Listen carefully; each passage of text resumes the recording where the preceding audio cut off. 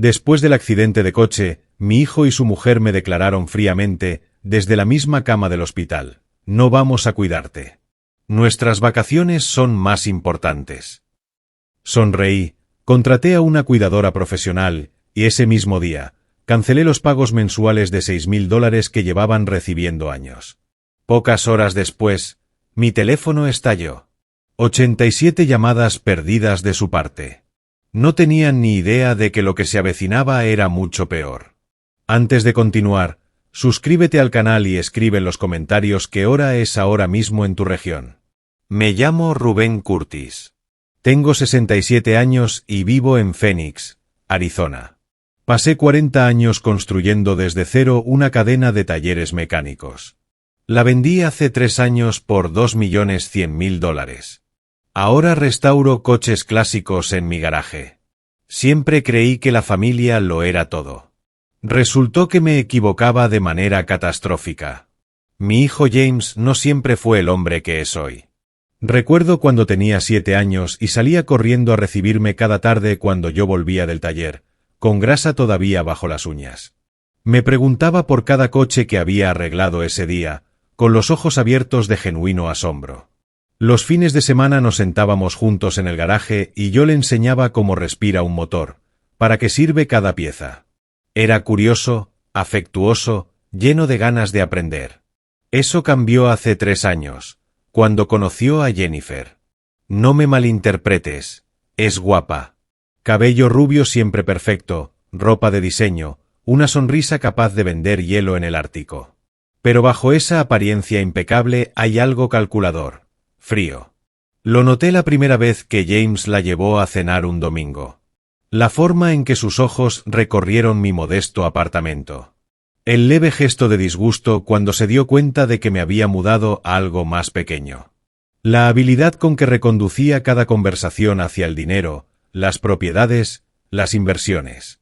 James trabaja como gerente de ventas en un concesionario y gana $4.200 al mes, un sueldo digno. Pero Jennifer venía de la nada y ahora lo quería todo. A los 6 meses de casarse, empezaron las indirectas. El apartamento que alquilaban era demasiado pequeño. ¿No sería maravilloso criar una familia en una casa de verdad? ¿No tenía yo esa propiedad de 4 habitaciones en el barrio de Arcadia? Cometí mi primer error. Les traspasé la casa a James. $680.000 en bienes raíces. Así, de golpe. Me dije que estaba ayudando a mi hijo a establecerse, dándole la base que yo nunca tuve a su edad. Me mudé a un apartamento de 2 habitaciones en Paradise Valley. Más pequeño, más tranquilo, pero me iba bien. Tenía sitio para mis herramientas y para mi proyecto de entonces. Un Mustang del 67 que necesitaba todo. Al parecer, no era suficiente. 6 meses después de mudarse, James llamó. Tenían problemas con los gastos, dijo. La casa traía costes imprevistos. ¿Podía ayudarles, solo de manera temporal? Empecé a enviarles $6.000 al mes. Me dije que sería provisional. Eso fue hace 3 años. Los pagos nunca se detuvieron. Jennifer dejó su trabajo de recepcionista 2 meses después de que comenzara el dinero a fluir. ¿Para qué trabajar si el suegro lo cubría todo, verdad? Se apuntó a un estudio de yoga, empezó a tener citas en el spa 2 veces por semana, llenó la casa de muebles que costaban más que mi primer coche. James no decía nada, simplemente lo aceptaba todo como si hubiera ganado la lotería. A mi nieta Lindsay la veía más que a sus padres. Me llamaba cada semana, quería venir a ayudarme con el Mustang. 12 años, lista como ella sola. Me pasaba las herramientas y hacía preguntas sobre el proceso de restauración, recordándome tanto a su padre a esa edad. A través de ella me enteraba de las vacaciones caras, del SUV nuevo que les había comprado el año anterior por $45.000, de los bolsos de diseñador que Jennifer coleccionaba como trofeos. Pero eran familia, y la familia se ayuda, ¿no? El accidente ocurrió un martes por la mañana.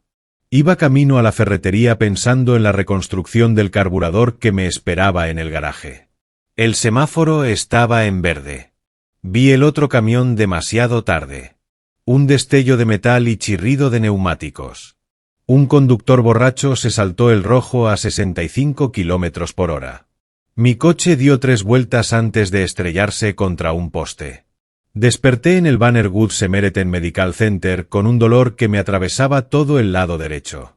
3 costillas rotas, conmoción cerebral, pierna izquierda gravemente lesionada. El médico dijo que había tenido suerte de sobrevivir. Tumbado allí, la suerte no era precisamente lo que sentía, con cada respiración clavándome cuchillos en el pecho. Llamé a James desde la cama del hospital, con los dedos temblando al marcar. Apenas podía levantar la voz porque hablar dolía. Le conté lo que había pasado, dónde estaba. Le pedí que viniera. Estoy en el gimnasio, papá.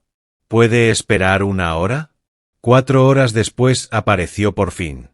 Jennifer venía con él, en ropa de yoga como si los hubiéramos interrumpido en alguna actividad relajada de tarde. Sin flores, sin preocupación en los ojos. James se quedó al pie de la cama, manos en los bolsillos, con cara de incomodidad. Jennifer se quedó cerca de la puerta revisando el teléfono cada 30 segundos. ¿Cómo te encuentras?, preguntó James. La pregunta, automática, vacía. Como si me hubiera atropellado un camión, respondí. Porque me atropelló un camión. Jennifer levantó la vista del móvil, con un gesto de irritación como si yo le estuviera causando un inconveniente. Bueno, lo importante es que estás bien. Aquí te están cuidando. El médico dice que voy a necesitar ayuda unas semanas, dije, observando sus caras. Recuperación, fisioterapia, movilidad. Esperaba. Jennifer me cortó, con voz cortante y fría. No podemos cuidarte. Nos vamos a Hawái dentro de 1 semana.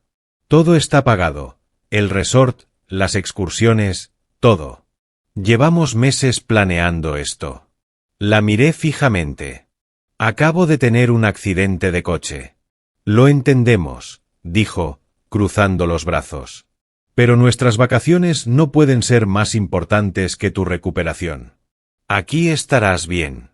Hay enfermeras, profesionales. Para eso están. Miré a James, esperando que dijera algo. Lo que fuera. Que le dijera a su mujer que su padre, tumbado en una cama de hospital, tenía más prioridad que los cócteles en la playa. Me sostuvo la mirada medio segundo y luego apartó los ojos. Jennifer tiene razón, papá. No podemos cancelar ahora. Pero estás en buenas manos. La habitación se volvió de repente más fría, a pesar del sol de Arizona que entraba por la ventana. Miré a esas 2 personas, mi hijo y su mujer, y los vi con claridad por primera vez.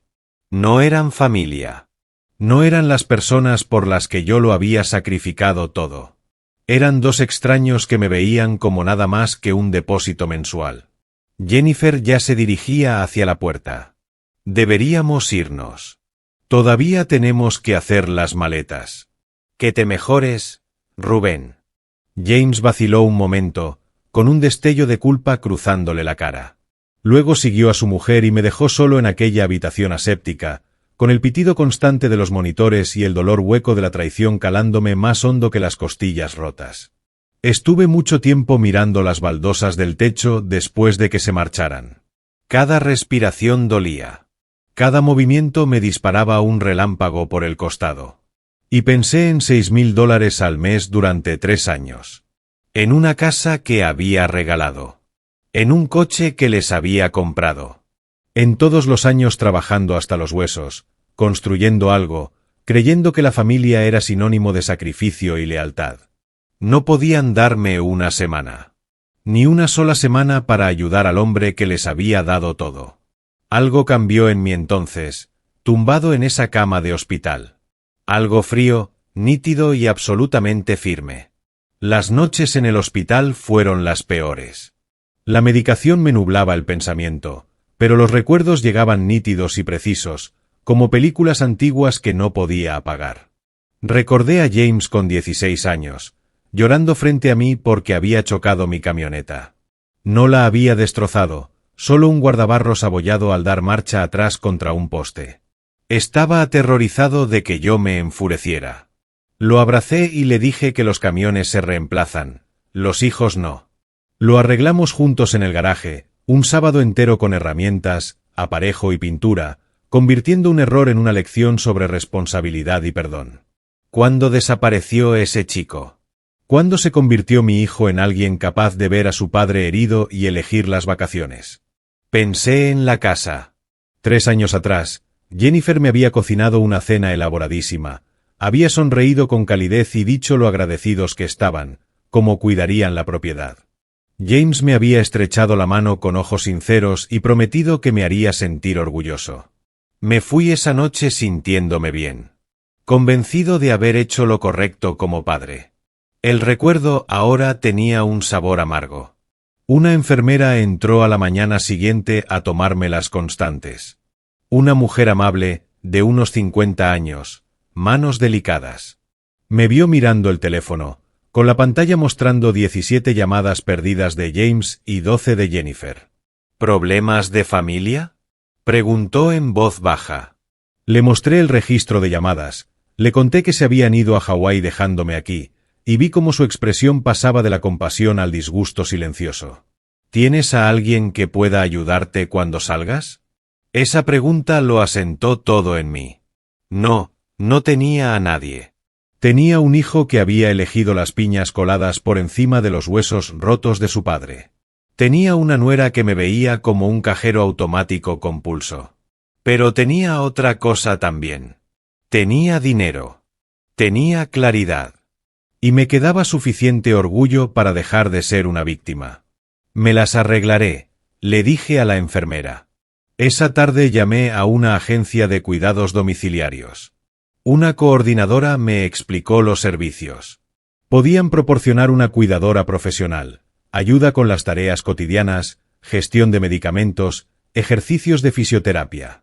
El precio era $3.800 al mes por atención completa. Me quedo con eso, dije. ¿Cuándo puede empezar alguien? Podemos tener a alguien el día que reciba el alta. ¿Necesita ayuda con los trámites económicos? Casi me reí. ¿Trámites económicos? Llevaba enviando $6.000 al mes a mi hijo durante 3 años. $216.000, entregados así, como si no significaran nada. Podía permitirme 3.800 para alguien que de verdad fuera a cuidarme. No, puedo ocuparme yo.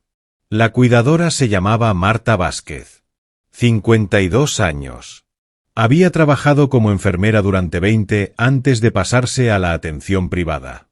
Su currículum mostraba experiencia en recuperación postaccidente, asistencia en fisioterapia y gestión de medicamentos. Al teléfono sonó profesional, cercana sin resultar excesiva. Perfecto. Estaré cuando me necesite, señor Curtis, dijo. La siguiente llamada fue más difícil. Abrí la aplicación del banco con los dedos sobre la pantalla. 3 años de transferencias automáticas, el primero de cada mes, $6.000 pasando de mi cuenta a la de James. El dinero de la venta de mi negocio, la seguridad que había construido durante décadas, fluyendo sin parar porque había sido lo bastante ingenuo como para creer que la generosidad era sinónimo de amor. Cancelé la transferencia automática. Luego entré en los ajustes y bloqueé cualquier transacción futura hacia la cuenta de James. Deshacer 3 años de complicidad me llevó menos de 3 minutos. El teléfono sonó de inmediato. Rechacé la llamada. Volvió a sonar. Rechazada. Comenzaron a llegar mensajes en cascada. Papá, hay un problema con la transferencia. El dinero no ha llegado. Papá, llama. Esto no tiene gracia. Tenemos facturas. Desactivé las notificaciones y dejé el teléfono boca abajo sobre la bandeja del hospital. Que entraran en pánico. Que sintieran lo que se siente cuando alguien en quien confías deja de estar ahí de repente.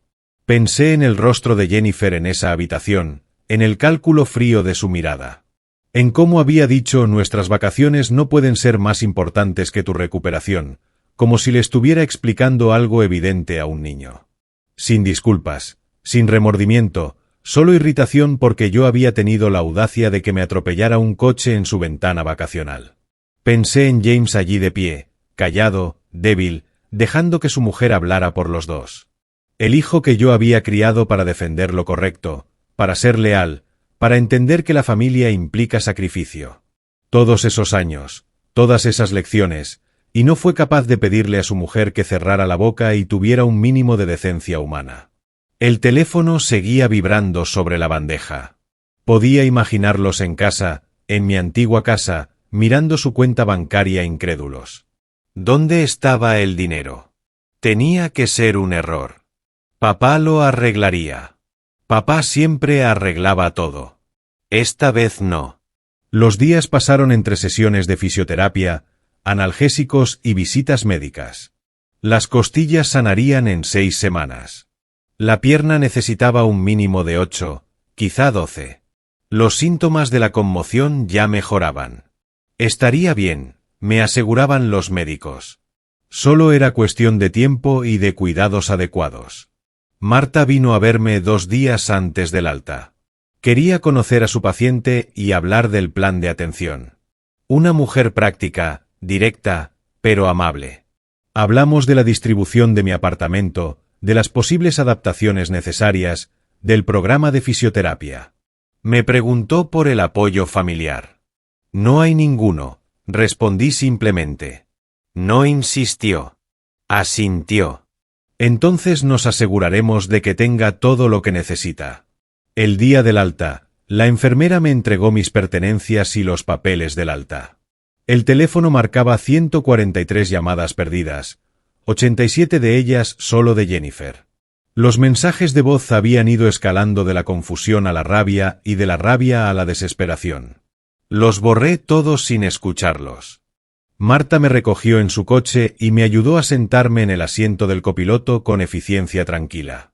Al salir del aparcamiento, vi el SUV de James, el vehículo de $45.000 que yo les había comprado. Seguramente estaba dentro buscándome. Demasiado tarde. ¿A dónde vamos?, preguntó Marta. Le di la dirección de mi apartamento en Paradise Valley. No la casa de Arcadia. No el lugar que había regalado. Mi hogar. Mientras circulábamos por el tráfico de Phoenix con el sol ardiendo en lo alto, noté que algo desconocido se asentaba en mi pecho. No exactamente rabia. Algo más frío, más enfocado. Durante 3 años había interpretado el papel del padre generoso, del proveedor abnegado. Los había dejado tomar y tomar y tomar porque creía que eso era lo que hacía la familia. Pero ellos me habían mostrado su verdad en aquella habitación del hospital. Habían elegido las vacaciones sobre la crisis, la comodidad sobre la compasión. Habían trazado los límites de su amor, y esos límites tenían un precio, $6.000 al mes. Bien. Que vivieran con su elección. Marta me miró de reojo. ¿Está bien, señor Curtis? Miré por la ventana las calles conocidas de Phoenix, la ciudad donde había levantado mi negocio desde cero, donde había criado a mi hijo, donde aparentemente había aprendido muy poco sobre la diferencia entre la generosidad y el dejarse usar. Estoy mejor que bien, respondí. Y, sorprendentemente, era verdad.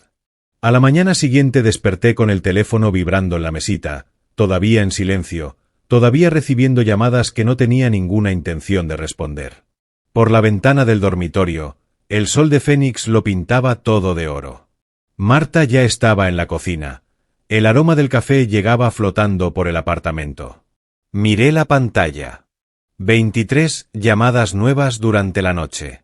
15 de James, 8 de Jennifer. 3 correos y 12 mensajes de texto. La desesperación era casi palpable a través de la pantalla. Los borré todos sin leerlos y fui al baño apoyándome en el andador que Marta había colocado. Mi reflejo tenía mala pinta, barba de varios días, ojeras, pero también algo más. Algo más duro, más despierto. Como si hubiera estado sonámbulo 3 años y por fin hubiera abierto los ojos. El café está listo cuando quiera, llamó Marta desde la cocina.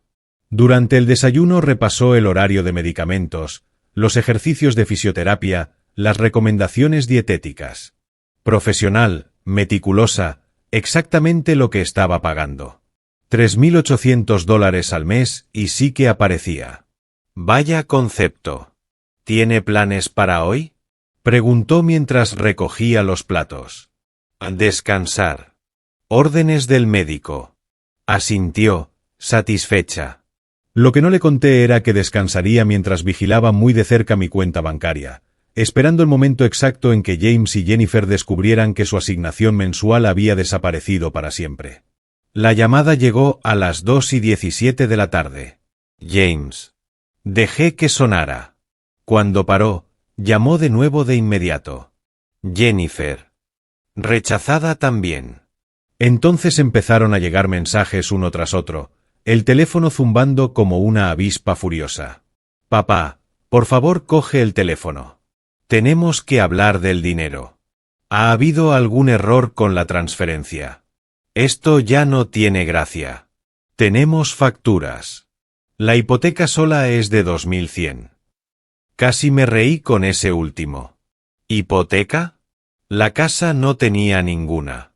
Era mía libre de cargas cuando se la traspasé a James. Lo que llamaban hipoteca eran los suministros, los impuestos municipales, el seguro, el mantenimiento, el coste de vivir en una propiedad de $680.000 que no se habían ganado con nada. Marta me vio mirando el teléfono. ¿Todo bien? Asuntos de familia, dije. Nada que tenga que atender ahora mismo. Lo aceptó sin más. Buenos límites, esa mujer. Sabía cuándo preguntar y cuándo no meterse. Aquella tarde abrí la aplicación del banco y revisé las cifras. La venta de mi negocio me había reportado $2.100.000 después de impuestos. En 3 años había entregado a James y Jennifer $216.000 en pagos mensuales, otros $45.000 por el SV, y probablemente otros $15.000 en emergencias varias y gastos imprevistos a lo largo del tiempo. Unos $280.000 en total. ¿Para qué? Para que vivieran como reyes mientras me trataban como un cajero automático. Para que mi hijo se quedara callado mientras su mujer descartaba mis heridas como un inconveniente. A la mañana siguiente, Jennifer se presentó en mi apartamento. Marta atendió el interfono.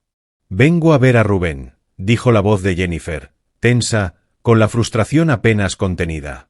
El señor Curtis está descansando y no recibe visitas. Soy su nuera. Esto es un asunto de familia. El señor Curtis ha dado instrucciones precisas sobre las visitas. Lo siento. Escuché desde el salón, sonriendo a pesar del dolor en las costillas. 3 años financiando su estilo de vida, y ahora ni siquiera podía pasar de mi puerta. Esto es ridículo. La voz de Jennifer subió de tono. Rubén, sé que puedes oírme. Tenemos que hablar. La respuesta de Marta fue pausada. Profesional. Si no se marcha, tendré que llamar a seguridad del edificio.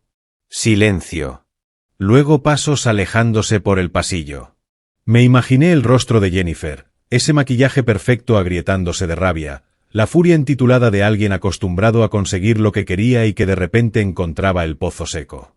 En los días siguientes observé desde una distancia cómoda cómo su situación se desmoronaba. James me envió un correo de 6 párrafos con disculpas y excusas. Que lo sentía por lo de Hawái, que lo sentía por no haber podido ayudar con mi recuperación, que Jennifer no lo había dicho con esa intención, que estaban bajo mucho estrés. ¿Podíamos hablar del tema del dinero? Tenían facturas, responsabilidades, Lindsay que considerar. Lo leí 2 veces y lo borré sin contestar. El siguiente correo era de Jennifer, fingiendo preocupación por mi salud. ¿Cómo estaba sanando? ¿Estaba cómodo? ¿Necesitaba algo? Ah, y por cierto, parecía haber un problema con la transferencia mensual. ¿Podía revisarlo? Borrar. Luego James intentó llamar desde un número desconocido. Respondí antes de darme cuenta, y oí su voz quebrarse de alivio. Papá, gracias a Dios. Llevo días intentando localizarte. Colgué. Bloqueé ese número también. Era fascinante, en realidad, verlos revolverse. Durante 3 años yo había sido la fuente segura, el manantial inagotable de apoyo económico. Nunca cuestionado, nunca apreciado, simplemente dado por hecho. Ahora que el manantial se había secado, eran como peces fuera del agua, completamente impreparados para la realidad de mantenerse solos. Una semana después de volver a casa, Marta me llevó a una revisión médica. De camino, pasamos por el aparcamiento de un supermercado. Vi el coche de Jennifer, el BMW que les había ayudado a comprar 2 años atrás. Ella estaba cargando bolsas en el maletero, con las gafas de sol de diseño en la cabeza y un conjunto de yoga que probablemente costaba 200 euros. Parecía tensa, los movimientos, bruscos e irritados.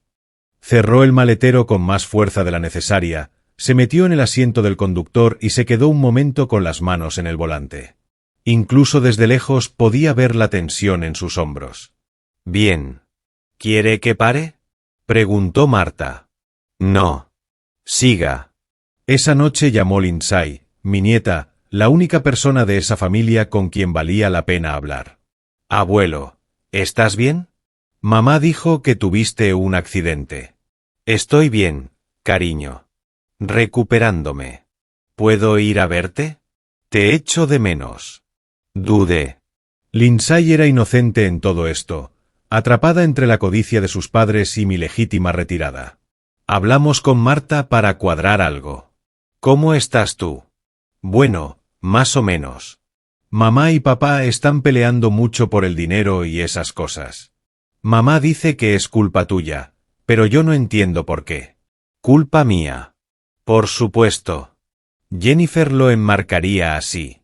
Pobres Jennifer y James, víctimas del padre cruel que había osado dejar de financiarles la vida. «No te preocupes por eso, Lindsay.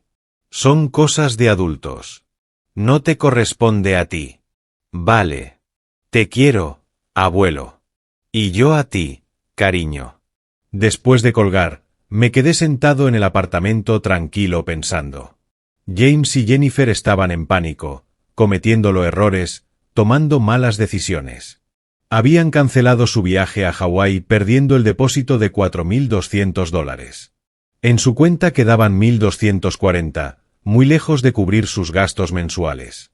La cuota del coche sola eran 680. El seguro, otros 320. Los suministros, internet, los teléfonos, la comida, todos los costes de la vida que habían construido a costa mía.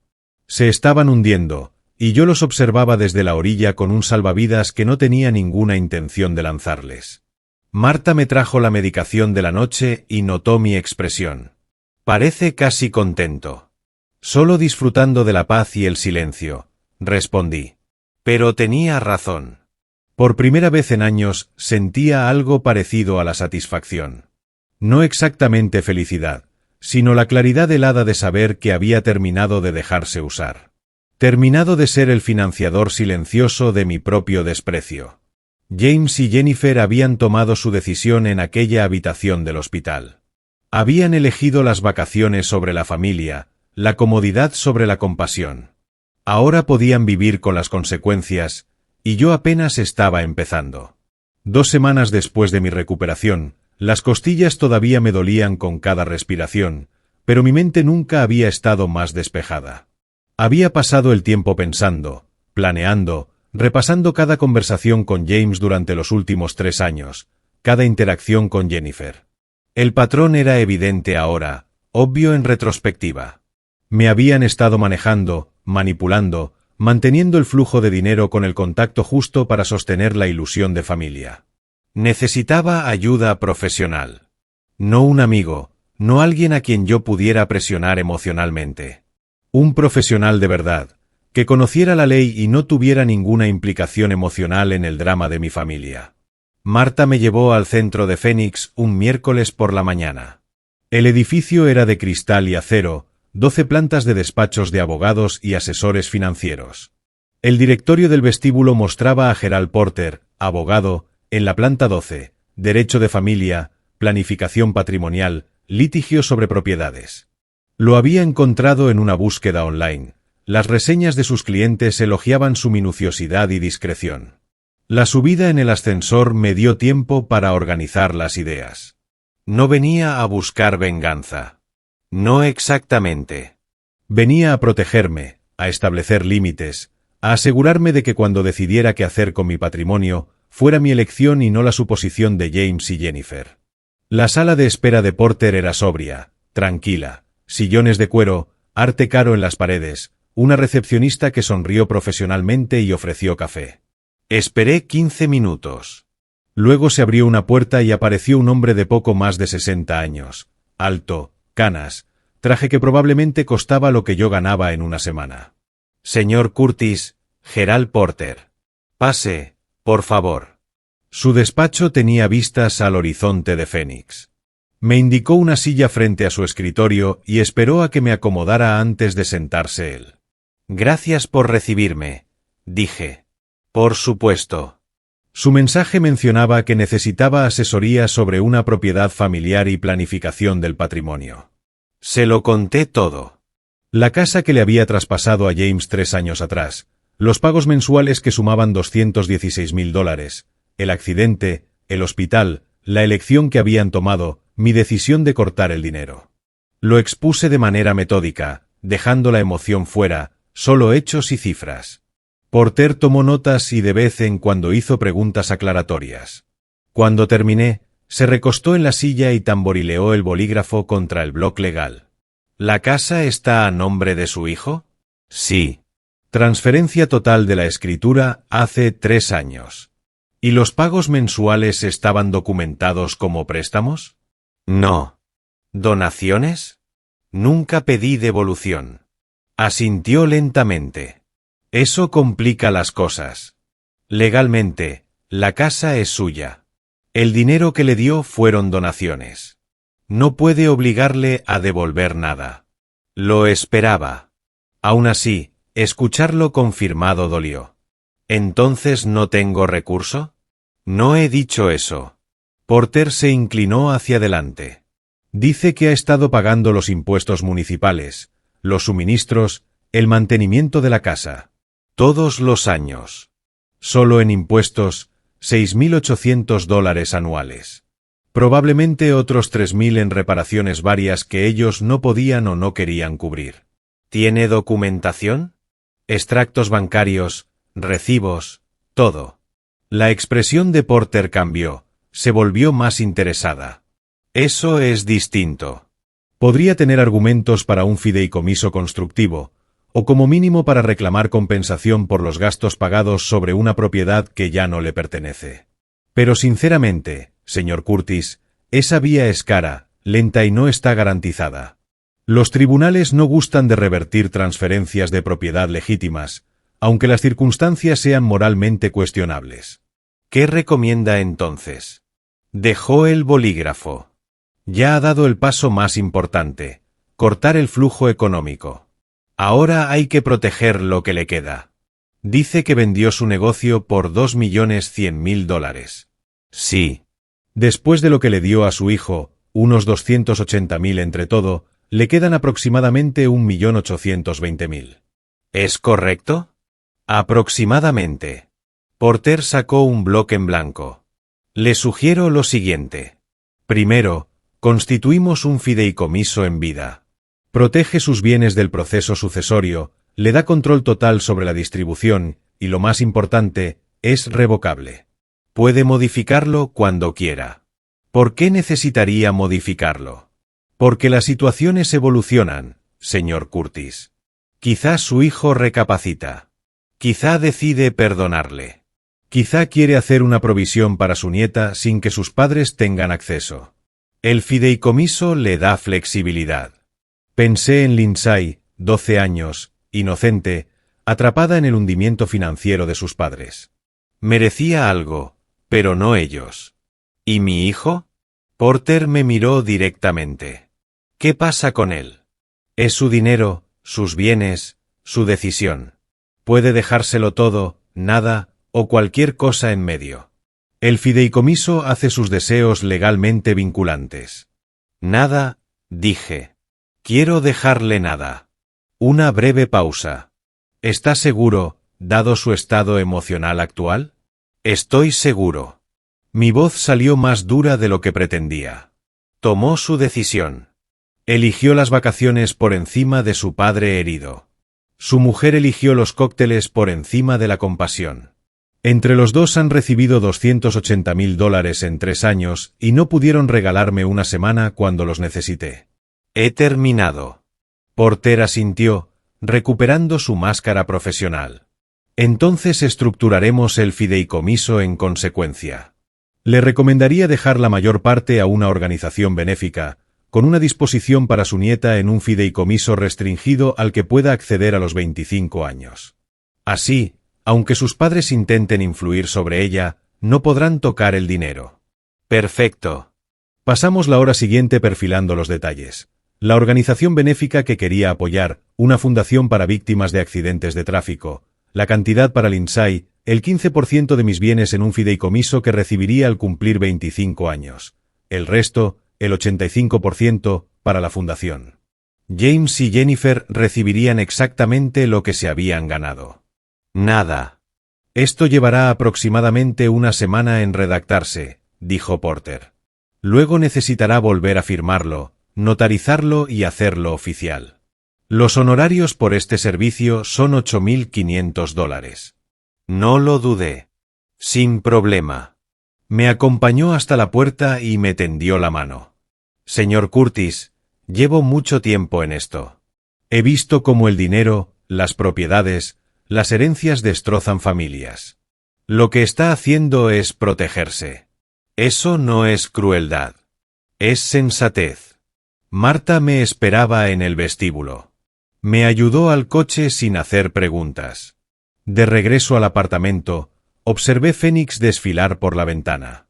La ciudad donde había construido mi negocio, criado a mi hijo y aparentemente fallado como padre de algún modo fundamental. Aunque no había fallado. Había sido generoso, comprometido, afectuoso. James y Jennifer habían fallado. Habían suspendido la prueba básica de la familia, estar cuando de verdad importa. De vuelta en casa, me instalé en el sillón con una bolsa de calor sobre las costillas. El teléfono marcaba 6 mensajes nuevos de James. Los borré sin leer. Cualquier cosa que quisiera decir, cualesquiera excusas o justificaciones que hubiera construido, yo no necesitaba escucharlas. Los documentos estarían listos en una semana. Una semana hasta que mi nuevo plan patrimonial fuera oficial. Una semana hasta que James y Jennifer descubrieran que su futura herencia había desaparecido, igual que sus pagos mensuales. Me imaginé sus caras al saberlo. La conmoción, la indignación, el desesperado revolverse. Jennifer culparía a James. James me culparía a mí. Ninguno aceptaría la responsabilidad de sus propias decisiones. Marta me trajo el almuerzo. Notó mi leve sonrisa. Buena reunión con el abogado. Muy productiva, respondí. No insistió. Me dejó comer en paz. Mujer inteligente. Entendía los límites, respetaba la privacidad. Todo lo que mi familia había sido incapaz de aprender. Esa noche sonó el teléfono. Número desconocido. Respondí contra mi mejor juicio. Rubén, por favor no cuelgues. La voz de James, tensa, desesperada. Necesitamos hablar. Del dinero, de todo. ¿Podemos vernos, por favor? Iré a donde tú digas. No. Papá, por favor. Jennifer y yo cometimos un error. Lo vemos ahora. Deberíamos haber estado contigo. Lo sentimos. Lo sentimos. Qué palabra tan pequeña para una traición tan grande. Lo sentían porque el dinero había parado, no porque me hubieran hecho daño. Lo sientes porque paré el dinero, no porque me lastimaste. No es verdad. Adiós, James. Colgué. Bloqueé ese número también. Al otro lado de la ventana, el atardecer de Phoenix pintaba el cielo de naranja y morado. Hermoso, indiferente. La ciudad no se preocupaba por el drama de mi familia, por mi dolor, por mis planes. Seguía existiendo, avanzando. Como siempre. Pensé en el nuevo plan patrimonial, en la sorpresa que esperaba a James y Jennifer. Creían que era débil, que acabaría cediendo, que el sentido de obligación familiar se impondría al orgullo. No entendían lo que habían creado en aquella habitación del hospital. Habían querido que yo comprendiera cuál era mi lugar en sus vidas. Financiador, no padre. Cajero automático, no familia. Bien. Ya lo comprendía perfectamente. Y comprender, estaba descubriendo, era el primer paso para hacerles entender algo a ellos también. Las acciones tienen consecuencias. Las decisiones tienen un coste. Y el padre que habían descartado como una fuente cómoda de ingresos guardaba más energía de la que nunca habían imaginado. El fideicomiso estaría listo en una semana. A partir de ahí, ya veríamos cómo James y Jennifer encajaban descubrir que su herencia había ido a parar a desconocidos y a su hija. Sonreí, hundiéndome más en el sillón. Las costillas dolían. La pierna palpitaba. Pero mi conciencia estaba tranquila. Que entraran en pánico. Que se revolviesen. Que entendieran por fin lo que se siente cuando la persona con quien siempre contaste decide que no vales el esfuerzo. 3 semanas después de mi reunión con Porter, mi recuperación física avanzaba bien. Las costillas habían dejado de gritar con cada respiración, reducidas a un dolor sordo. La pierna estaba más fuerte. El andador había sido sustituido por un bastón. Marta me hacía hacer los ejercicios de fisioterapia 2 veces al día, recuperando músculo y movilidad. Mi cuerpo sanaba. La situación de James y Jennifer, en cambio, se desmoronaba de manera espectacular. Lo supe porque Lindsay me llamó una tarde con voz pequeña y preocupada. «Abuelo, ¿podemos hablar?» «Claro, cariño». «¿Qué pasa?» «Mamá y papá están peleando otra vez por dinero. Mamá está muy enfadada. Consiguió trabajo y lo odia». Mantuve la voz neutral. «¿Un trabajo? Eso está bien, ¿no?» «Supongo. Trabaja en una boutique en Scottsdale. Llega a casa todas las noches quejándose de los clientes, de tener que estar de pie todo el día, de que las otras chicas son tontas. Luego ella y papá discuten por las facturas». Podía imaginarlo perfectamente. Jennifer, que había pasado 3 años haciendo yoga y yendo al spa con mi dinero, obligada ahora a trabajar de dependienta, de pie detrás de un mostrador, sonriendo a los clientes, gestionando devoluciones y quejas. La humillación debía de estarla consumiendo viva. ¿Y tu padre? Le pidió a su jefe un aumento y le dijeron que no. Siempre parece muy cansado. Dicen todo el rato que es culpa tuya, que los has abandonado. Pero, abuelo, tú estabas herido. Necesitabas ayuda y ellos se fueron de vacaciones. Eso no está bien, ¿verdad? Lista, demasiado lista para su propio bien a veces. Lindsay, esto es entre tus padres y yo. No tienes que preocuparte. ¿Puedo ir a verte pronto? Echo de menos el Mustang. Cuadramos algo con Marta. Lo prometemos. Después de colgar, me quedé con esa información. Jennifer ganando quizá 2.600 al mes. El sueldo de James, 4.200. Entre los dos, unos 6.800 antes de impuestos. Llamémoslo 5.500 netos.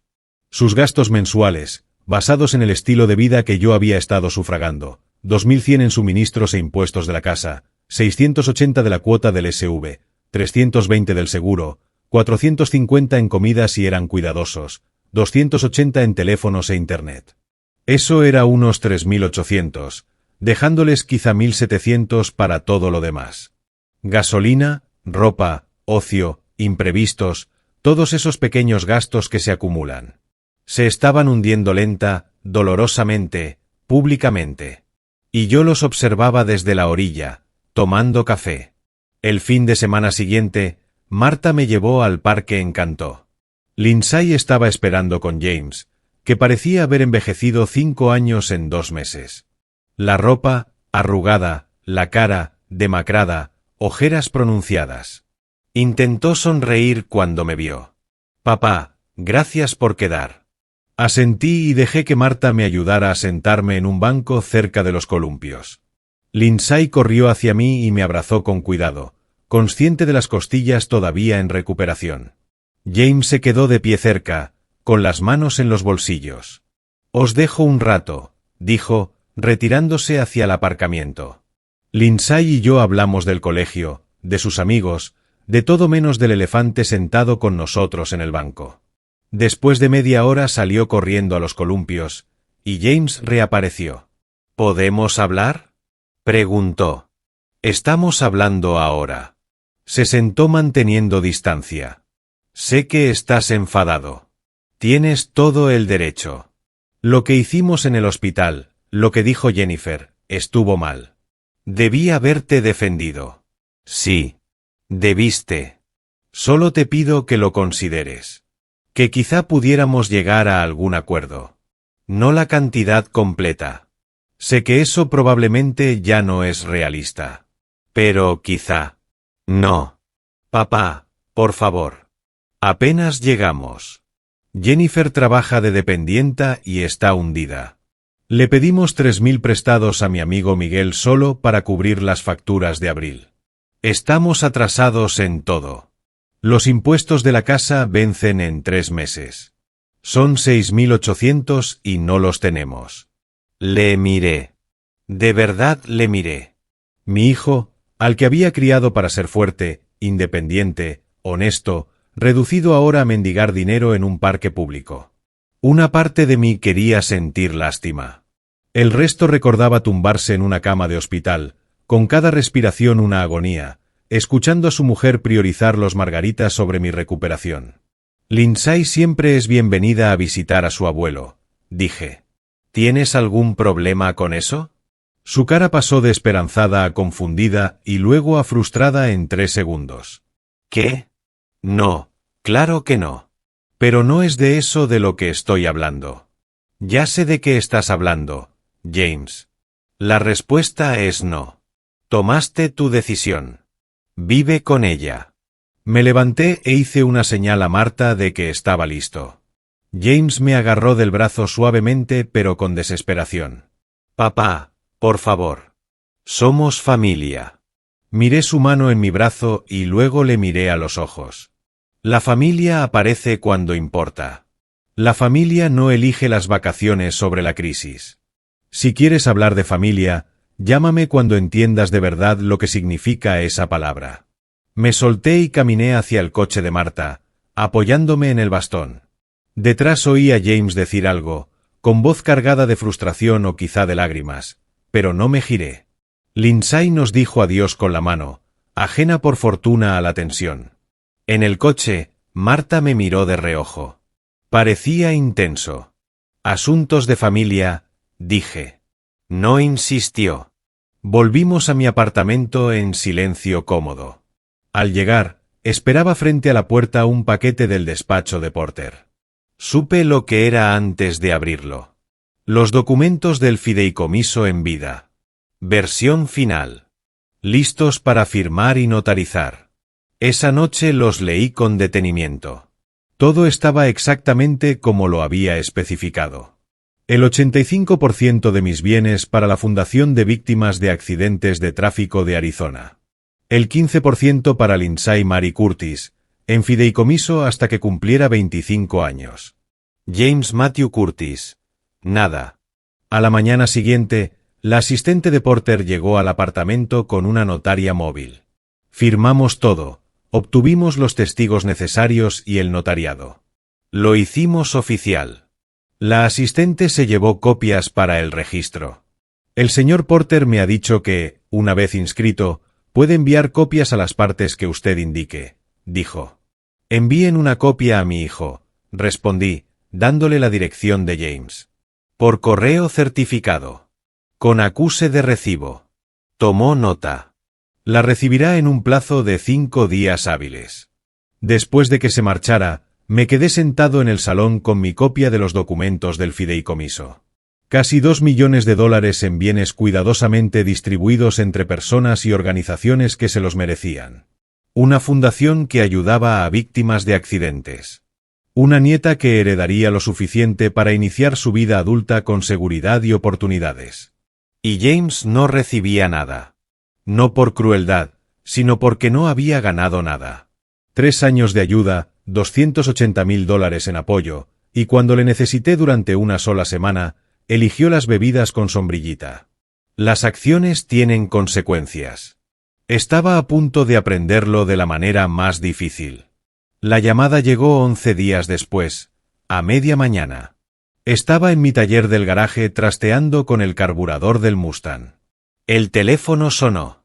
Número de Jennifer. Dejé que saltara el buzón. Llamó de inmediato otra vez. Otra vez, buzón. Tercera llamada. Descolgué. ¿Qué? Necesitamos vernos. Su voz, tensa, controlada, pero con el pánico filtrándose por debajo. Una cena en familia. Tú, James, Lindsay y yo. Por favor. ¿Para qué? Porque necesitamos hablar como adultos, como familia. Ha habido un malentendido y hay que aclararlo. Un malentendido. Habían recibido los documentos del fideicomiso. Lo había estado esperando. ¿Dónde y cuándo? Durant, mañana por la noche, a las 7. Por favor, Rubén, por el bien de Lindsay. Durant era un asador de lujo en el centro de Phoenix.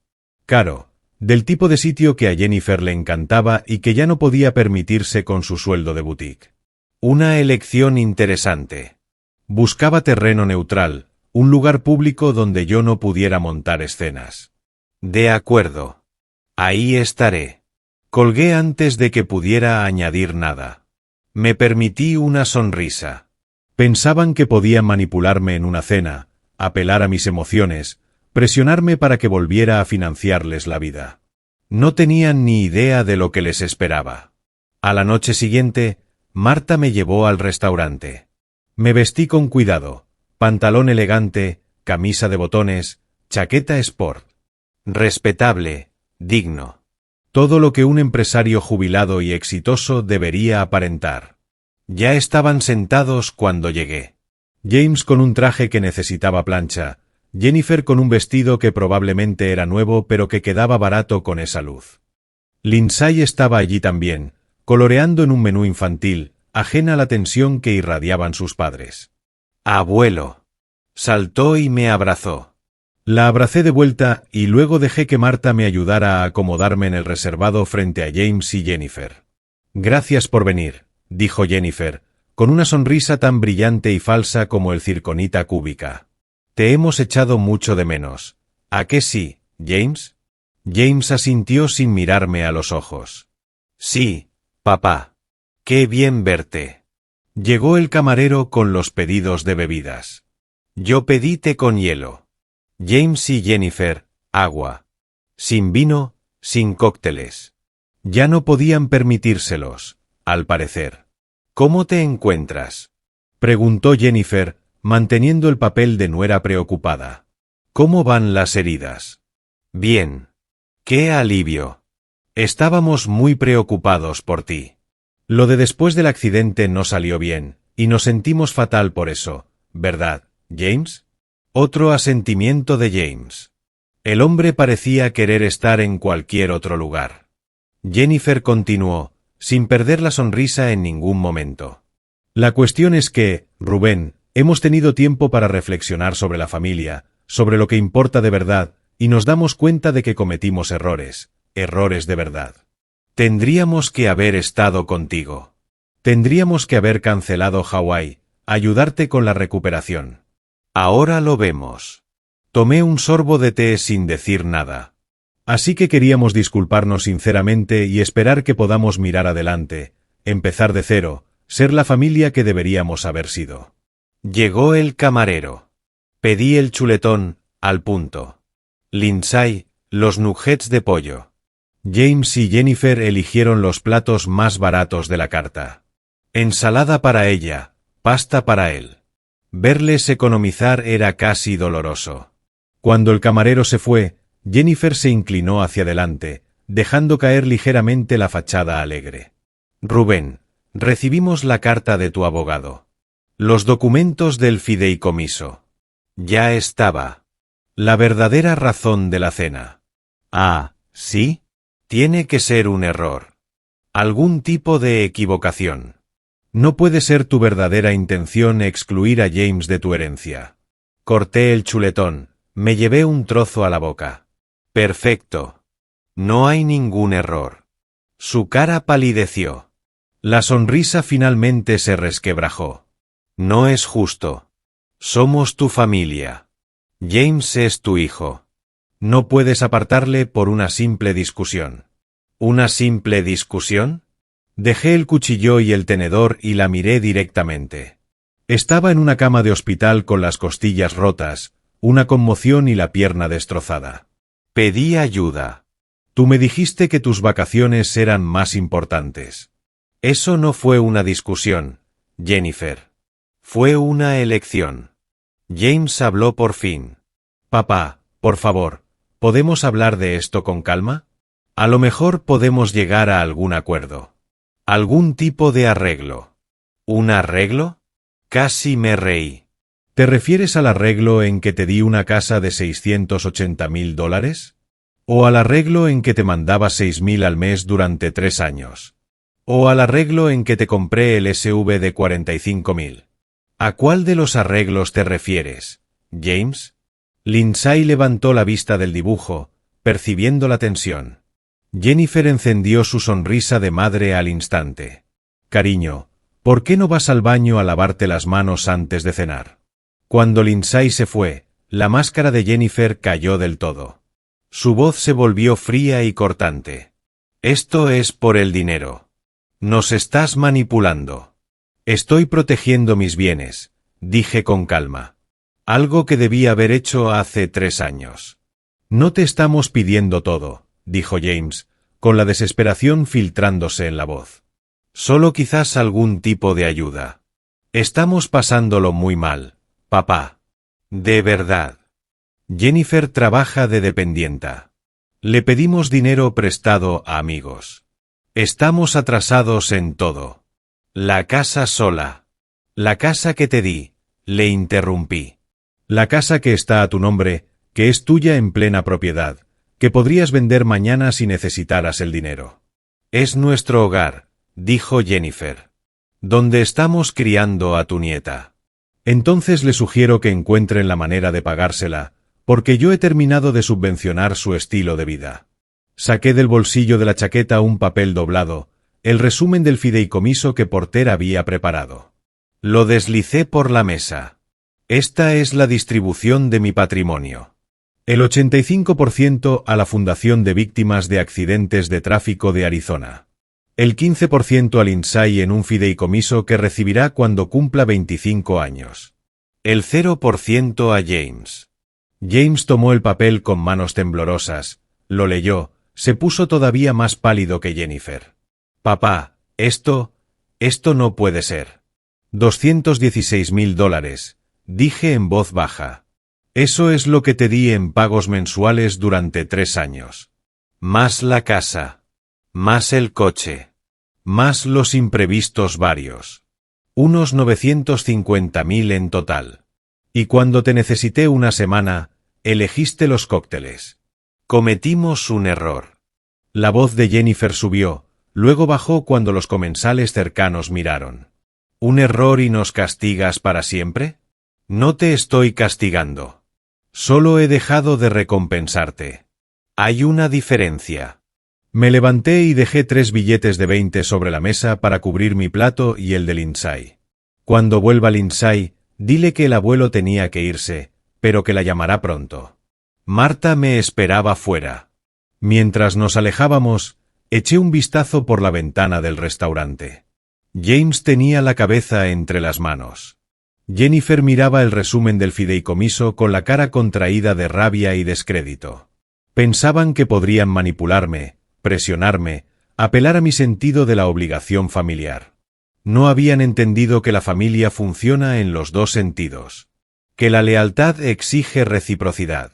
Que no se puede reclamar apoyo a alguien a quien abandonaste cuando te necesitó. En el coche, Marta me miró. Fue bien. Mejor de lo esperado, respondí, y era verdad.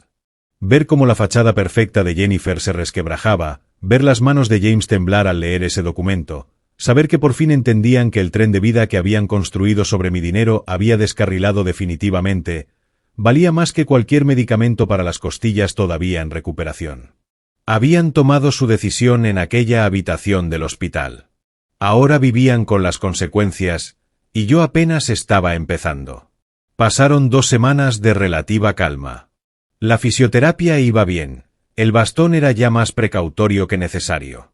Marta había reducido sus horas a media jornada, 3 días a la semana en lugar de todos los días. Recuperaba independencia, reconstruía fuerzas, y disfrutaba a fondo del silencio de James y Jennifer hasta que llegó la carta certificada. Venía de un bufete que no reconocí. Feldman y Asociados. La abrí en la mesa de la cocina mientras Marta preparaba el almuerzo. La carta era formal, fría, en jerga legal que me llevó un momento descifrar. Luego lo entendí. James había presentado una petición ante el tribunal para declararme mentalmente incapacitado. La leí de nuevo, más despacio. Alegaban que había sufrido deterioro cognitivo a raíz de la conmoción cerebral, que mi decisión de modificar el plan patrimonial era evidencia de capacidad disminuida, que yo necesitaba un tutor para gestionar mis asuntos. Adjuntaban una evaluación psicológica de una tal doctora Patricia Lansing que afirmaba que mostraba señales de confusión, pérdida de memoria y juicio deficiente. Nunca había conocido a ninguna doctora Patricia Lansing en mi vida. ¿Todo bien?, preguntó Marta, dejando el sándwich delante de mí. Le mostré la carta. La leyó con las cejas cada vez más levantadas. ¿Pueden hacer eso? Al parecer lo están intentando. Llamé a Porter de inmediato. Contestó al segundo tono. Rubén, ¿en qué puedo ayudarle? Acabo de recibir una petición de mi hijo alegando que soy mentalmente incapaz. Un silencio. Mándamela ahora mismo. La escaneé y la envié por correo mientras seguía al teléfono. Oí el teclado de Porter mientras abría el adjunto. Esto es basura, dijo sin rodeos. ¿Conoce a esta doctora? ¿Lansing? Jamás. Entonces esta evaluación no vale nada. Están desesperados. Lanzando lo que sea a ver qué pega. Tendremos que responder formalmente y necesitaremos nuestras propias evaluaciones médicas. Reales. ¿Puede estar disponible para citas esta semana? Lo que haga falta. Bien. Concertaré citas con un neurólogo, un psiquiatra y su médico de cabecera. Documentaremos su función cognitiva de manera exhaustiva. Mientras tanto, no se comunique con James ni con Jennifer bajo ningún concepto. Ni llamadas, ni reuniones. Nada. Entendido. Las evaluaciones médicas fueron rápidas. Porter tenía contactos y consiguió citas en 3 días.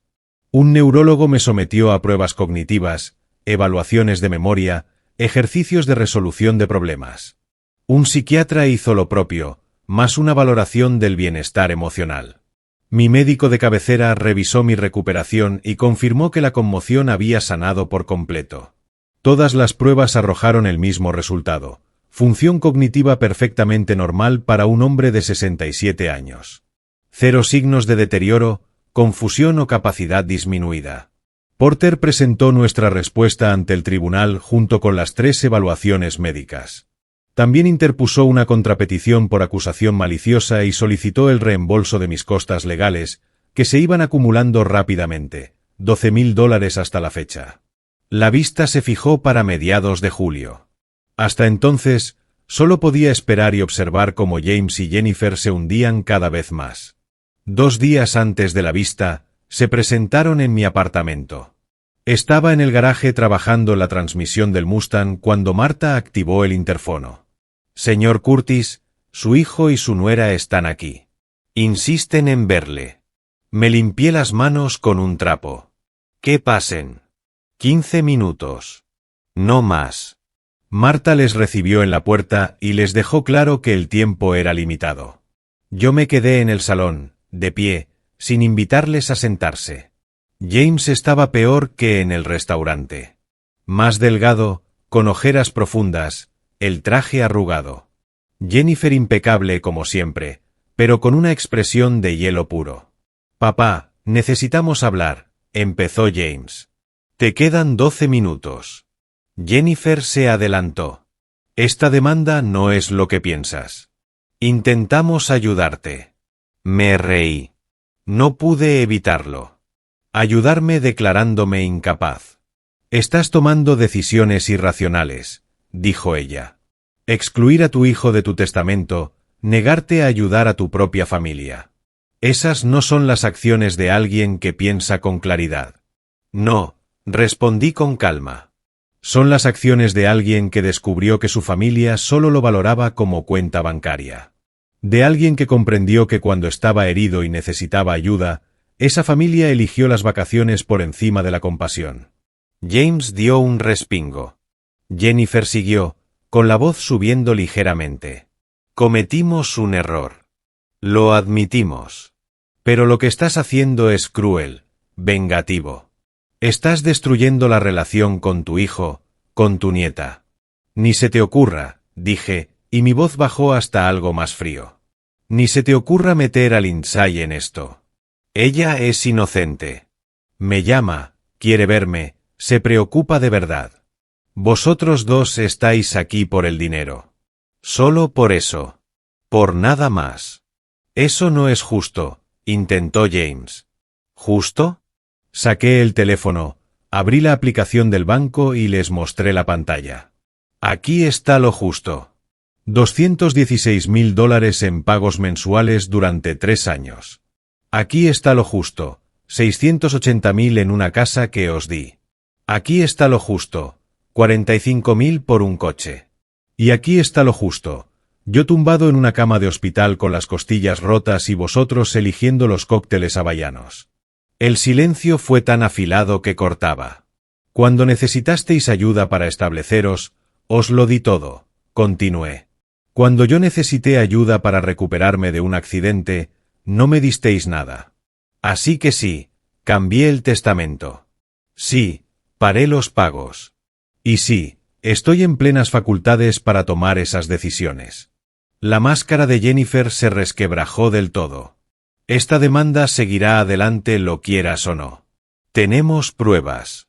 Tenemos la evaluación de un médico. Tenéis una evaluación fraudulenta de una doctora que nunca me ha visto. Yo tengo 3 evaluaciones legítimas de especialistas certificados que confirman que gozo de perfecta salud. Así que por favor, Jennifer, llevad esto a juicio. Lo estoy esperando con ganas.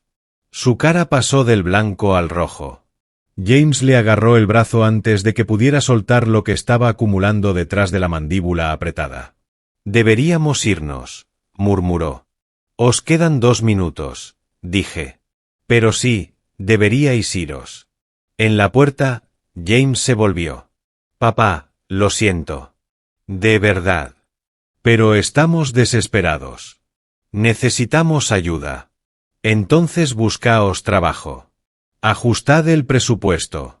Vended la casa si hace falta. Apañaros como hace todo el mundo, porque yo he terminado de ser la solución a los problemas que vosotros mismos creasteis. Se fueron. Desde la ventana vi que se metían en su coche. Espera. Un coche diferente. Un sedán más viejo. Habían vendido el SV. Bien. La realidad empezaba a calar. Marta apareció a mi lado. ¿Está bien? Nunca mejor. Y lo decía en serio. Porque en 3 días estaríamos en el tribunal, y podría ver a James y Jennifer intentar explicarle a una jueza por qué creían que su padre, perfectamente sano, era incapaz de gestionar sus propios asuntos.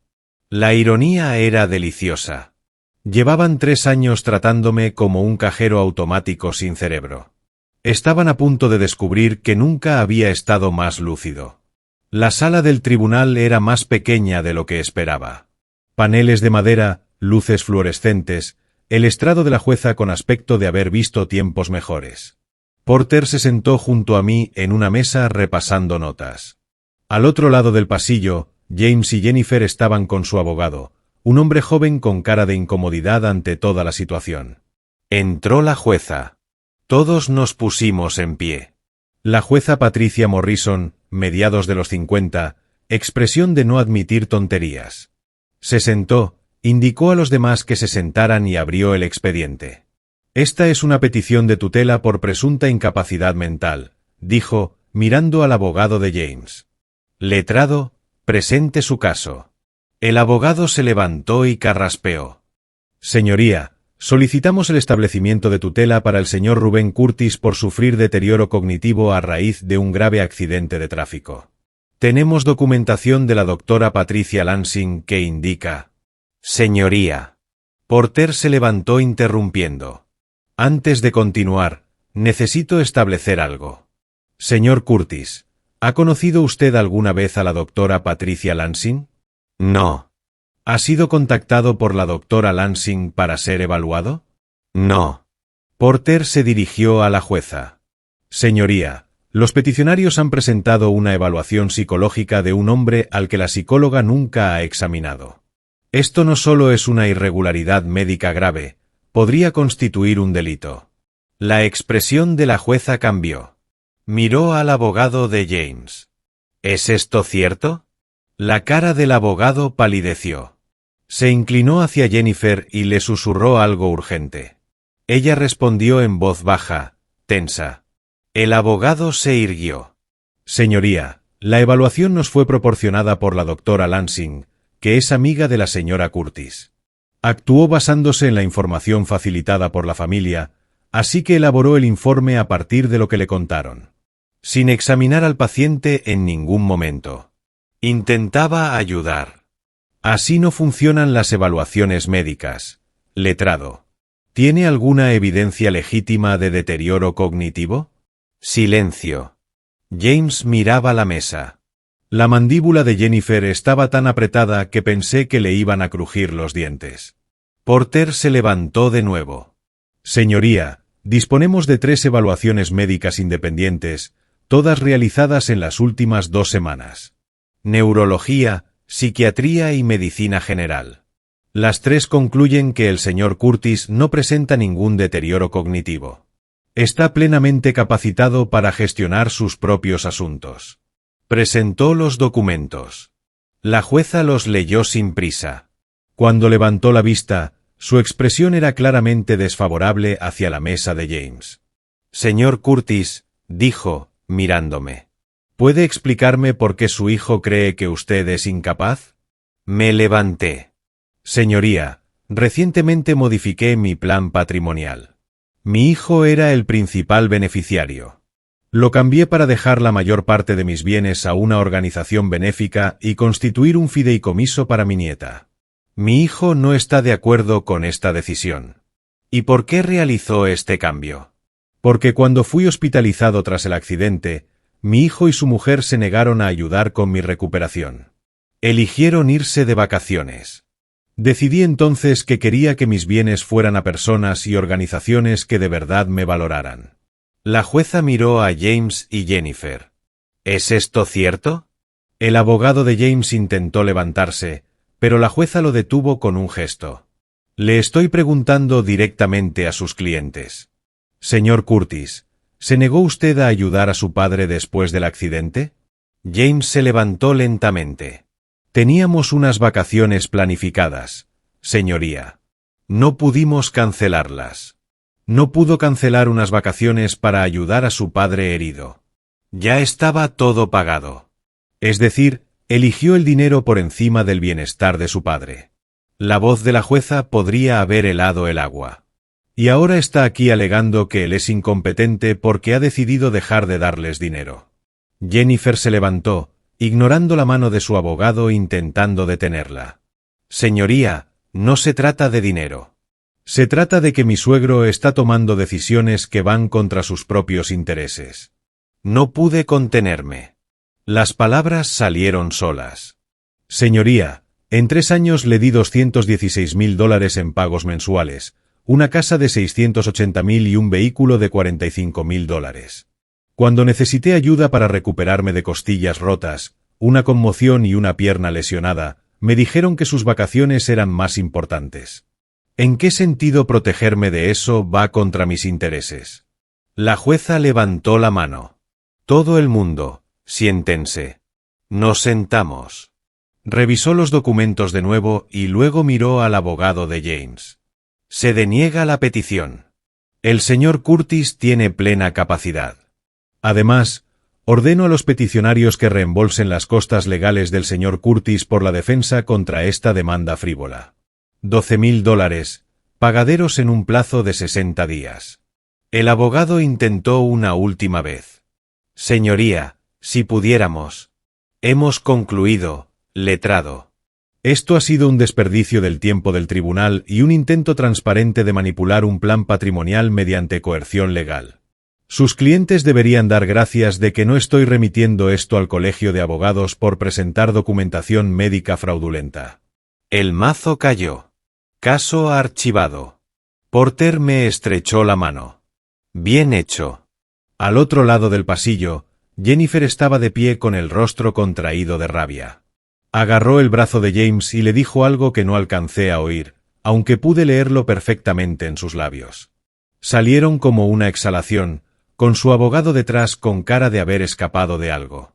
En el aparcamiento, Porter me acompañó hasta el coche de Marta.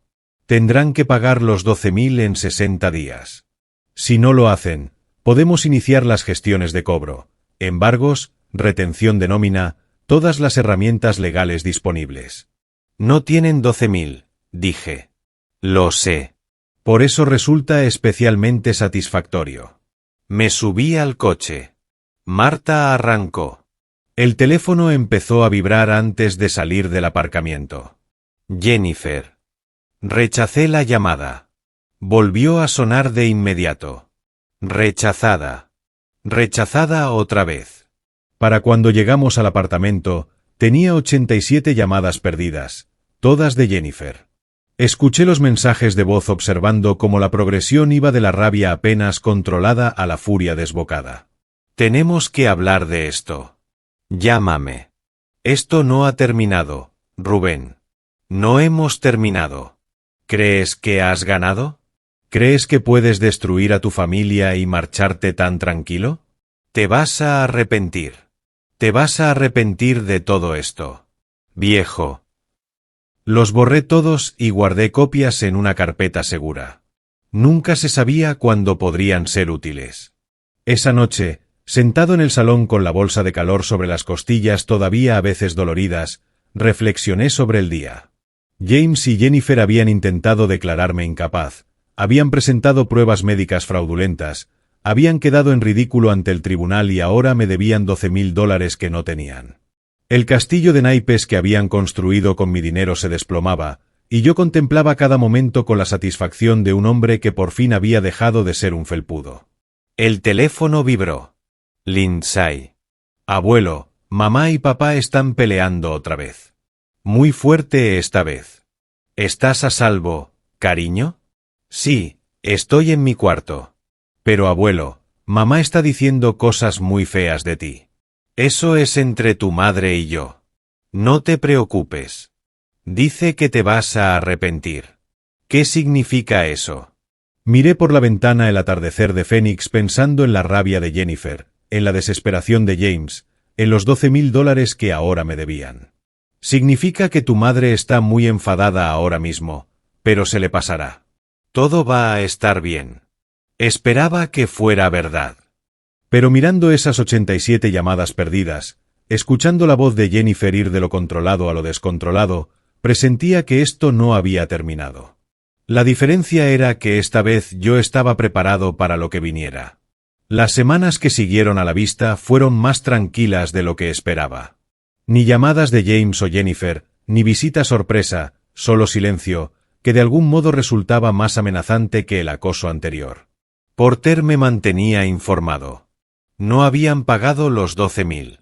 El plazo de 60 días se acercaba y su situación financiera aparentemente se deterioraba a marchas forzadas. A través de los canales legales, Porter había averiguado que habían acumulado más deudas intentando mantener su nivel de vida. Tarjetas de crédito, préstamos personales, dinero pedido a amigos. El total rozaba los $28,000. Se están hundiendo, dijo Porter en una de nuestras llamadas. Y lo empeoran negándose a adaptarse. Lo meditaba.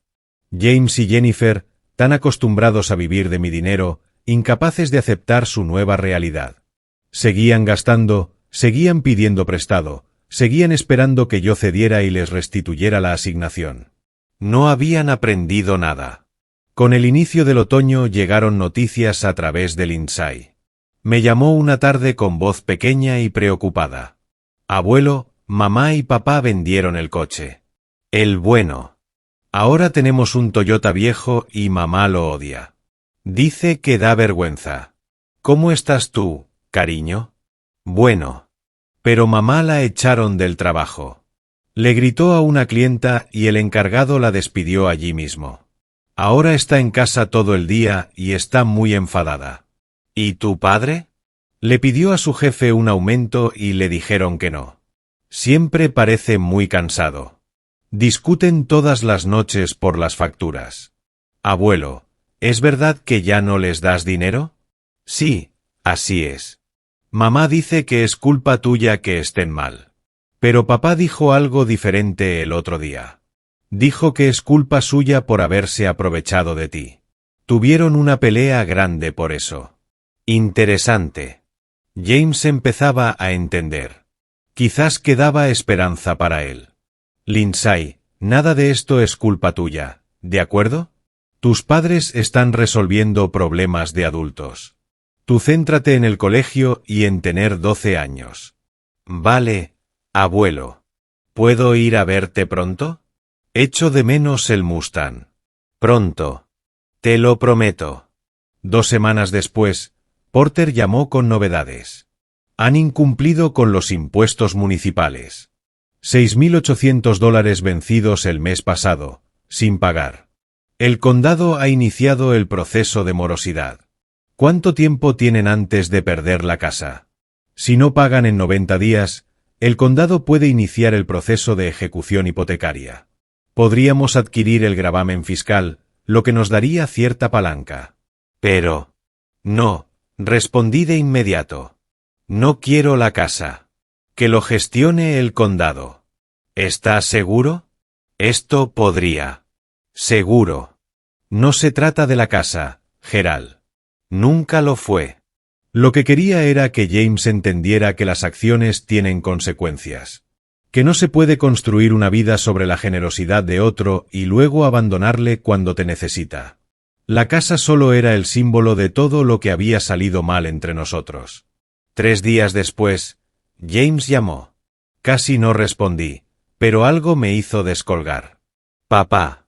Su voz sonaba hueca. ¿Podemos vernos, por favor? Solo tú y yo. Donde quieras.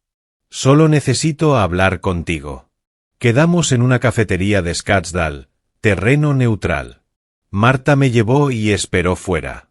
James ya estaba allí cuando llegué, sentado en un reservado al fondo, con cara de haber envejecido 10 años desde la vista.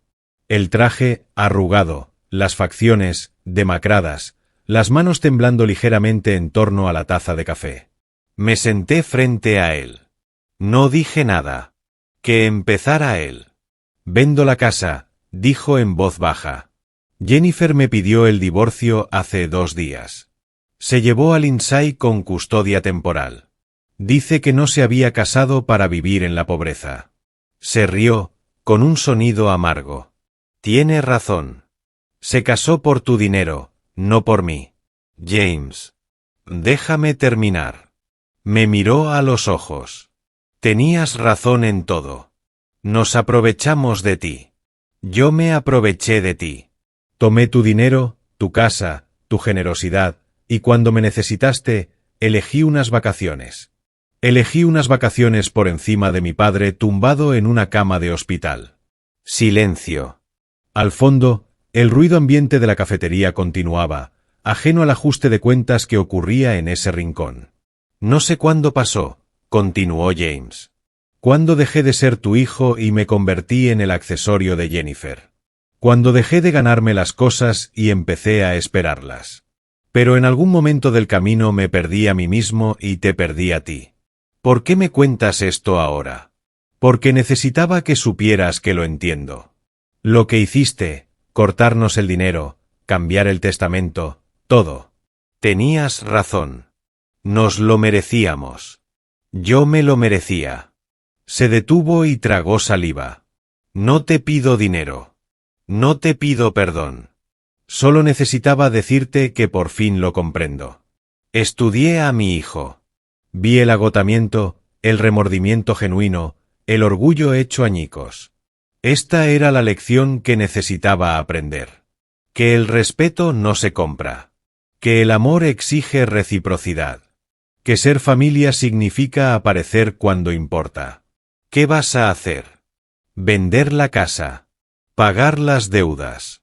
Empezar de cero. Tengo unos 31.000 en deudas en total, entre las costas judiciales, los impuestos y todo lo demás. La casa debería venderse por unos 665.000. Después de las deudas, me quedará lo suficiente para comprar un piso pequeño y guardar el resto. Vivir dentro de mis posibilidades por una vez. ¿Y Lindsay? Su cara se quebró ligeramente. Jennifer tiene la custodia temporal, pero voy a luchar por la custodia compartida. Quiero ser parte de la vida de mi hija, aunque no pueda serlo de la tuya. Tomé un sorbo de café meditando. James había tocado fondo. La pregunta era si de verdad había aprendido la lección o si solo representaba el arrepentimiento con la esperanza de recuperar el favor. No voy a cambiar el testamento, dije. No todavía. Quizás nunca. Tienes que demostrar que este cambio es real, no solo temporal.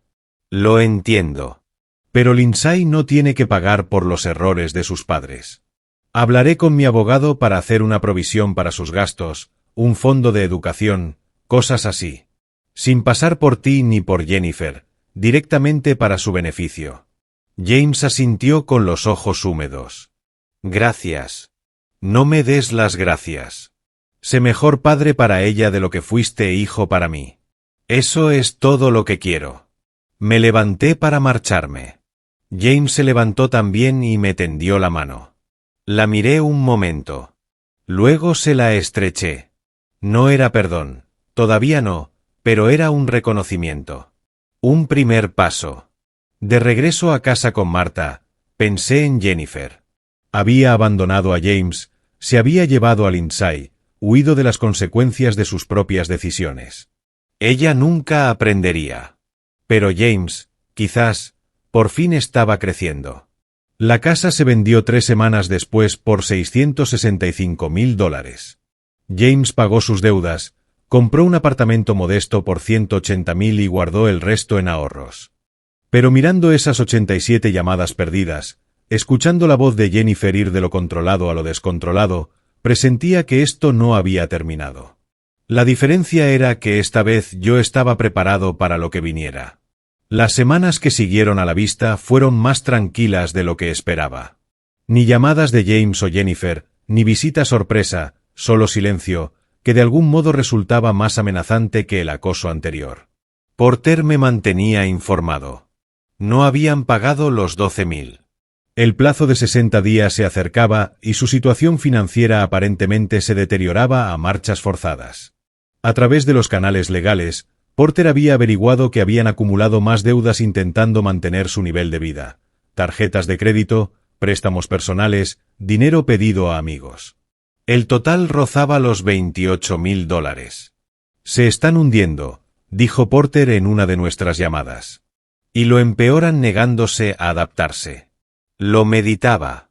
James y Jennifer, tan acostumbrados a vivir de mi dinero, incapaces de aceptar su nueva realidad. Seguían gastando, seguían pidiendo prestado, seguían esperando que yo cediera y les restituyera la asignación. No habían aprendido nada. Con el inicio del otoño llegaron noticias a través de Lindsay. Me llamó una tarde con voz pequeña y preocupada. Abuelo, mamá y papá vendieron el coche. El bueno. Ahora tenemos un Toyota viejo y mamá lo odia. Dice que da vergüenza. ¿Cómo estás tú, cariño? Bueno. Pero mamá la echaron del trabajo. Le gritó a una clienta y el encargado la despidió allí mismo. Ahora está en casa todo el día y está muy enfadada. ¿Y tu padre? Le pidió a su jefe un aumento y le dijeron que no. Siempre parece muy cansado. Discuten todas las noches por las facturas. Abuelo, ¿es verdad que ya no les das dinero? Sí, así es. Mamá dice que es culpa tuya que estén mal. Pero papá dijo algo diferente el otro día. Dijo que es culpa suya por haberse aprovechado de ti. Tuvieron una pelea grande por eso. Interesante. James empezaba a entender. Quizás quedaba esperanza para él. Lindsay, nada de esto es culpa tuya, ¿de acuerdo? Tus padres están resolviendo problemas de adultos. Tú céntrate en el colegio y en tener 12 años. Vale, abuelo. ¿Puedo ir a verte pronto? Echo de menos el Mustang. Pronto. Te lo prometo. 2 semanas después, Porter llamó con novedades. Han incumplido con los impuestos municipales. $6.800 vencidos el mes pasado, sin pagar. El condado ha iniciado el proceso de morosidad. ¿Cuánto tiempo tienen antes de perder la casa? Si no pagan en 90 días, el condado puede iniciar el proceso de ejecución hipotecaria. Podríamos adquirir el gravamen fiscal, lo que nos daría cierta palanca. Pero... No, respondí de inmediato. No quiero la casa. Que lo gestione el condado. ¿Estás seguro? Esto podría. Seguro. No se trata de la casa, Gerald. Nunca lo fue. Lo que quería era que James entendiera que las acciones tienen consecuencias. Que no se puede construir una vida sobre la generosidad de otro y luego abandonarle cuando te necesita. La casa solo era el símbolo de todo lo que había salido mal entre nosotros. 3 días después, James llamó. Casi no respondí, pero algo me hizo descolgar. Papá. Su voz sonaba hueca. ¿Podemos vernos, por favor? Solo tú y yo. Donde quieras. Solo necesito hablar contigo. Quedamos en una cafetería de Scottsdale, terreno neutral. Marta me llevó y esperó fuera. James ya estaba allí cuando llegué, sentado en un reservado al fondo, con cara de haber envejecido 10 años desde la vista. El traje, arrugado, las facciones, demacradas, las manos temblando ligeramente en torno a la taza de café. Me senté frente a él. No dije nada. Que empezara él. Vendo la casa, dijo en voz baja. Jennifer me pidió el divorcio hace 2 días. Se llevó a Lindsay con custodia temporal. Dice que no se había casado para vivir en la pobreza. Se rió, con un sonido amargo. Tiene razón. Se casó por tu dinero, no por mí. James. Déjame terminar. Me miró a los ojos. Tenías razón en todo. Nos aprovechamos de ti. Yo me aproveché de ti. Tomé tu dinero, tu casa, tu generosidad, y cuando me necesitaste, elegí unas vacaciones. Elegí unas vacaciones por encima de mi padre tumbado en una cama de hospital. Silencio. Al fondo, el ruido ambiente de la cafetería continuaba, ajeno al ajuste de cuentas que ocurría en ese rincón. No sé cuándo pasó, continuó James. Cuando dejé de ser tu hijo y me convertí en el accesorio de Jennifer. Cuando dejé de ganarme las cosas y empecé a esperarlas. Pero en algún momento del camino me perdí a mí mismo y te perdí a ti. ¿Por qué me cuentas esto ahora? Porque necesitaba que supieras que lo entiendo. Lo que hiciste, cortarnos el dinero, cambiar el testamento, todo. Tenías razón. Nos lo merecíamos. Yo me lo merecía. Se detuvo y tragó saliva. No te pido dinero. No te pido perdón. Solo necesitaba decirte que por fin lo comprendo. Estudié a mi hijo. Vi el agotamiento, el remordimiento genuino, el orgullo hecho añicos. Esta era la lección que necesitaba aprender. Que el respeto no se compra. Que el amor exige reciprocidad. Que ser familia significa aparecer cuando importa. ¿Qué vas a hacer? Vender la casa. Pagar las deudas. Empezar de cero. Tengo unos 31.000 en deudas en total, entre las costas judiciales, los impuestos y todo lo demás. La casa debería venderse por unos 665.000. Después de las deudas, me quedará lo suficiente para comprar un piso pequeño y guardar el resto. Vivir dentro de mis posibilidades por una vez. ¿Y Lindsay? Su cara se quebró ligeramente. Jennifer tiene la custodia temporal, pero voy a luchar por la custodia compartida. Quiero ser parte de la vida de mi hija, aunque no pueda serlo de la tuya. Tomé un sorbo de café meditando. James había tocado fondo. La pregunta era si de verdad había aprendido la lección o si solo representaba el arrepentimiento con la esperanza de recuperar el favor. No voy a cambiar el testamento, dije. No todavía. Quizás nunca. Tienes que demostrar que este cambio es real, no solo temporal. Lo entiendo. Pero Lindsay no tiene que pagar por los errores de sus padres. Hablaré con mi abogado para hacer una provisión para sus gastos, un fondo de educación, cosas así. Sin pasar por ti ni por Jennifer, directamente para su beneficio. James asintió con los ojos húmedos. Gracias. No me des las gracias. Sé mejor padre para ella de lo que fuiste hijo para mí. Eso es todo lo que quiero. Me levanté para marcharme. James se levantó también y me tendió la mano. La miré un momento. Luego se la estreché. No era perdón, todavía no, pero era un reconocimiento. Un primer paso. De regreso a casa con Marta, pensé en Jennifer. Había abandonado a James, se había llevado a Lindsay, huido de las consecuencias de sus propias decisiones. Ella nunca aprendería. Pero James, quizás, por fin estaba creciendo. La casa se vendió 3 semanas después por $665.000. James pagó sus deudas, compró un apartamento modesto por $180.000 y guardó el resto en ahorros.